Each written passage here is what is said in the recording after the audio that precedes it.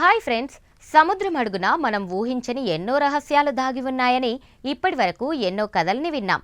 కానీ నార్వే సముద్ర తీరంలో అకస్మాత్తుగా వేల సంఖ్యలో తెల్లటి క్యూబ్స్ కొట్టుకొచ్చాయంటే మీరు నమ్ముతారా? ఇవి ప్లాస్టిక్ లాగా ఉన్న వీటి రసాయనిక నిర్మాణం మాత్రం శాస్త్రవేత్తలకే అంతు చిక్కడం లేదు. షాకింగ్ విషయం ఏంటంటే వీటిని తాకితే ఒక వింతైన వాసన వస్తోంది. ఇవి ఏదైనా అండర్ వాటర్ బేస్ నుండి లీక్ అయ్యాయా?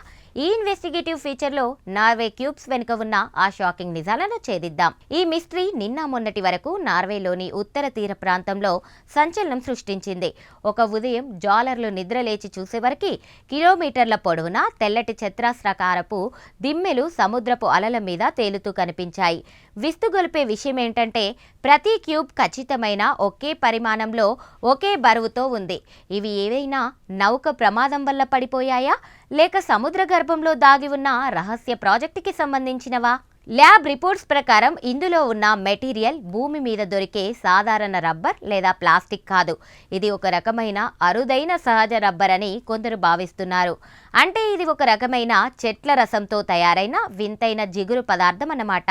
షాకింగ్ విషయం ఏంటంటే 19వ శతాబ్దంలో సముద్ర గర్భంలో కమ్యూనికేషన్ కేబుల్స్ కోసం దీనిని వాడేవారు. మరి 100 ఏళ్ల తర్వాత ఇవి ఇప్పుడే ఎందుకు అంత భారీ స్థాయిలో బయటకొచ్చాయి? ఇదేదైనా పాతకాలం నాటి టెక్నాలజీనా, లేక మరేదైనా రహస్యమా?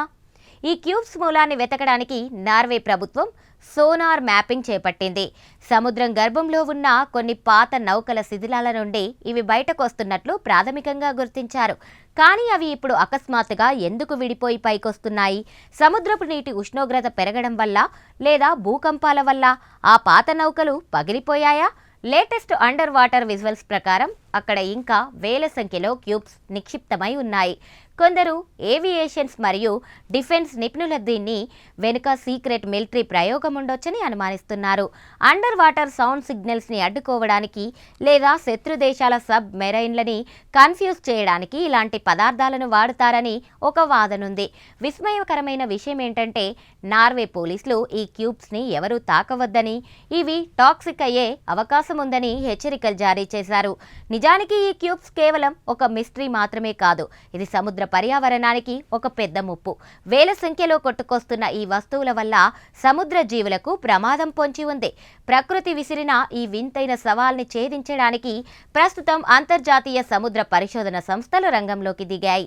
నార్వే తీరంలో నిశ్శబ్దంగా పేరుకుపోతున్న ఈ వైట్ మాన్సర్ కథ ఇంకా ముగియలేదు.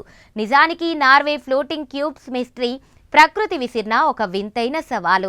ఆ తెల్లటి దిమ్మెలు సముద్ర గర్భంలో దాగి ఉన్న ఏ అద్భుతమైన సత్యాన్ని మనకు చెప్పాలనుకుంటున్నాయో ఎవరికీ తెలియదు. చూశారు కదా ఫ్రెండ్స్, ఈ వింత క్యూబ్స్ ఏమై ఉంటారని మీరు అనుకుంటున్నారు? కామెంట్స్లో చెప్పండి. వీడియో నచ్చితే లైక్ చేయండి. మరిన్ని గ్రిప్పింగ్ ఇన్వెస్టిగేటివ్ ఫీచర్స్ కోసం ఇప్పుడే సబ్స్క్రైబ్ చేసుకోండి.